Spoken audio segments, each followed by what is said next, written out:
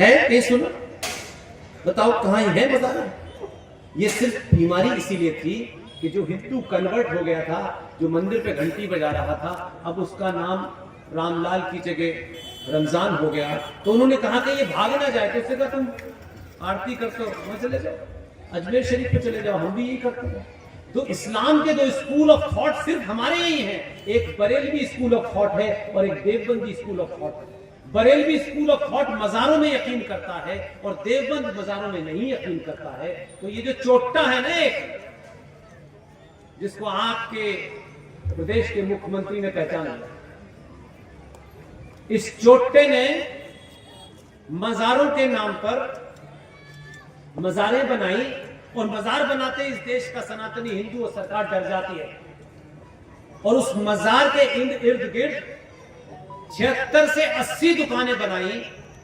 उन दुकानों को लाखों रुपया आ रहा था, क्योंकि मजार की तरफ पुलिस वाला जाएगा, वो बेचारा सोचता है जाकर के क्यों मैं पंगा लूंगा, वो पूछ सकता है, लेकिन वो इसलिए नहीं जाएगा कि सत्ता उसके साथ नहीं है, सत्ता उसे छोड़ देती है, सत्ता चाहती है कि क्यों चक्कर का पान मुसीबत मेरे लिए कर रहे हो भाई।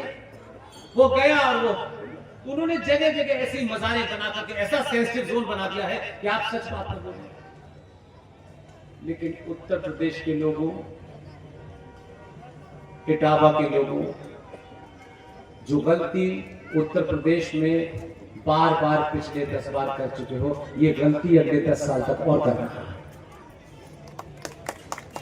और आपकी गलती के कारण उसने मजार भी ढूंढ ली और उस मजारों का ठेकेदार दलाल जो धंधा चला रहा था, उस तौकीर रजा को बताया कि उत्तर प्रदेश में सरकार बदल गई, वो सारी दुकानें टूटेंगी और जो इस्लाम में हराम है मजार, उसका भी नंबर 10-20 साल बाद आएगा। अपनी लड़ाई लड़ने के लिए जो भी संसाधन आपके पास है, बिना किसी बात का उल्लंघन करे, आपके पास ये शक्ति है। इसलिए अपने शहर में 5 ऐसे लोगों को चुनिए कि हर 10 दिन के बाद डीएम के यहाँ वो एप्लीकेशन दें कि इस पे कार्रवाई हुई कि नहीं हुई। और अगर आपके पास सुप्रीम कोर्ट का वो आदेश नहीं है, तो मेरे साथी हैं, उनको बता दीजिएगा, मैं किसी एक आदमी को भेज दूंगा, उसकी फोटोकॉपी करके बांट दीजिए। सिर्फ वो लगा देना है। सरकार के बनाए हुए कुछ लोग अगर अपने स्वार्थों के कारण, स्थिति बनाए रखने के कारण, आपका लोकल नेता अपने स्वार्थों के कारण अगर सुप्रीम कोर्ट की भी मानहानि कर रहा है, तो उसको भी ले आएंगे। इसमें अपना तेरा कोई नहीं है, सिर्फ राष्ट्र है। ऐसे बहुत सारे काम है जो आप कर सकते हैं। अगर अभी नहीं किए तो ये ध्यान रखना, फिर चांस मिलने वाला नहीं है। क्योंकि पहली बार पूरी दुनिया को पता चला है कि सनातन है क्या, और वो क्या है, इसलिए आपने आलू से सोना बनाने वाली मशीन को जंग लग गया है। इसलिए सत्ता पे पहुंचने की लड़ाई इसलिए नहीं हो रही, इसलिए हो रही है कि ये काफी दिन और रह गया तो कुछ लोग इररिलेवेंट हो जाएंगे, उनकी दुकानदारी बंद हो जाएगी।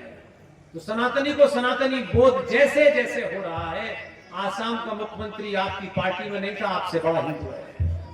जो आपके पास नहीं थे वो यही कर रहे हैं। ये भाषा सिर्फ आपके बदलने के कारण हो रही है कि जिस भाषा में समझना चाहते हो उसी में समझा रहा है।